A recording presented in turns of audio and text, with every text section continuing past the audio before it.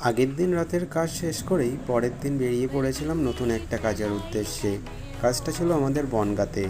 তো বনগাঁয় যেতে গেলে অবশ্যই তোমাদের চোখে এই মন্দিরটা পড়বে, এই সেই সাতভাই কালীতলার মন্দির।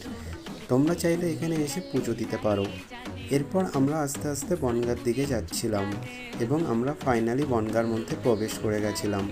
তোমরা যেতে যেতে সামনে দেখবে একটা প্যান্ডেল। আসলে এই প্যান্ডেলটা কোনো বিয়ের নেমন্তন্নের কোনো প্যান্ডেল নয়। আসলে এটার নাম হচ্ছে মতিগঞ্জ ব্রিজ। তো এই ব্রিজটা রিপেয়ারিং করা হচ্ছে। ভাই আরেকটু হলেই ঠুকে দিচ্ছিল এই বাইক দাদার সাথে। এরপর আমরা চলে গেলাম একটা দোকানে, সেখান থেকে ভাই কিছু কেনাকাটা করলো। কেনাকাটা করে আমরা এখান থেকে বেরিয়ে পড়লাম এবং আমাদের সামনে যেতে যেতেই দেখা গেল বনগাঁর সেই বিখ্যাত টাইম ক্লক।